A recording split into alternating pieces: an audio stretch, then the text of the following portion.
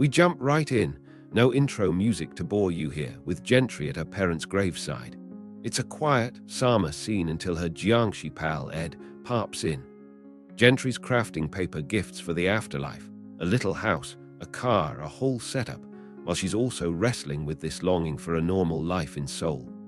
Ed, bless his undead heart, is pushing for it, talking about flights and golden ingots which will make her rich. But Jentry, she's got a bad feeling. A cryptic text comes through from some unknown number asking, "Hey Jentry, do you know about this?" It links to a strange site, Clark Titcom. A chill runs down Gentry's spine when she confesses that her own powers might make her a demon in disguise. She starts questioning everything and worrying, what if she's a secret priest? She says, and Ed is quick to take it as an excuse to ask about staying with Toki. Jentry finds a video on Ed's phone featuring herself. But not just any video, a wildly exaggerated demon version of her, which she takes as evidence he's using her for online clout. They argue about all of it, the clout chasing, using her power, everything, and she kicks him out.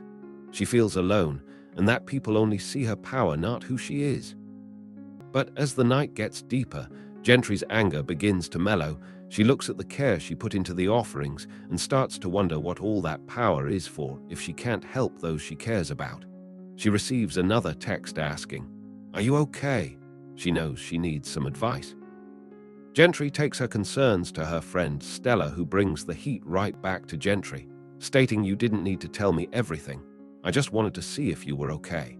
It is here that she confesses about everything with Ed, the power, the video, and she feels like she's being torn between her human and demon sides, and Stella says, "It was just a phase," and encourages Jentry to just have some fun.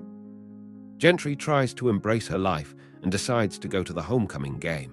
It's a sea of neon lights and painted faces, but something's off. A figure appears on the field, shrouded in a mix of light and darkness. Stella looks at her with concern. Stella warns her it is all coming together. Ed also receives a visit from Gentry's ghost parents, who implore him to stop her from going to the temple. The vision pulls Jentry into the chaos, and she understands the dark side of her power and accepts her fate as she transforms, ready to do what she has to.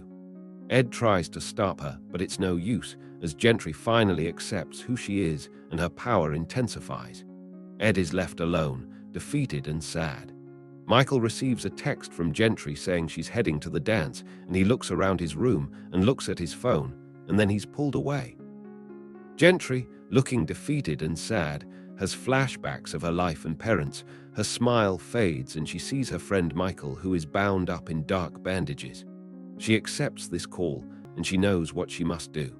She goes on, she's strong now, and she finally begins to grow into herself, embracing her power. We find out that Ed's mom was a Jiangxi who was protecting her from this power. She was not trying to steal the power, but rather trying to protect her. Stella's warning of all this stuff coming together, "Did you think it was going to be pretty?" really rings true here. Suddenly, Jentry is transported to the Underworld where it all began. Michael's ghost parents beg for Jentry to come back and save him. Jentry, on the other hand, is furious. She lashes out at Zhang Kui for trying to control her and use her, and demands that the power she had been fighting against was being taken back from her, but this time on her own terms. Zhang Kui tries to stop her, as she's been chosen by her ancestors, but she rejects the path set out for her and embraces chaos as her choice. In her room, Jentry feels bad for saying what she said to Ed. She takes out her old sketchbook. She looks at the old drawings she did with Ed. She sends Ed a text asking if he's okay and telling him how messy things are, as she doesn't know how to deal with the fact she hurts those she cares about, and he reassures her. As Jentry is getting dressed for the school dance, her mother appears to help her get her outfit just right. While Michael is getting ready at home, his dad talks about how proud they are of him. Jentry and Michael are both feeling the pull of responsibility and what lies ahead, but are also trying to live regular lives. Jentry shows up, looking cool, and she gives the evil eye a go, but it doesn't work. Her mom helps her feel confident despite her mixed emotions. A text from Michael tells her that they want her to be herself. Back in her room, Jentry sits looking at her past, but this time she's smiling. Then, Stella bursts into the frame wanting her to pick a dress, not just any dress, a dress for Spirit Week. Jentry arrives and finds her mom and all of her best friends at the dance. There's a banner with a spotlight shining on where they are standing saying, "The Cozy Corner." They are all so happy that she's there, but there's a new dark power in her. She's in control. She's still scared, but she's in charge and has allies around her. She can't change the path ahead of her, but she is no longer alone. That being said, as she accepts her friend's offer to be the leader of the drill team, her friend Toki sends a warning that Michael is in danger. Jentry drops to the floor, and the camera zooms in on a single tear. Thanks for tuning in. Stay curious, stay awesome, and don't forget to hit that subscribe button for more amazing content.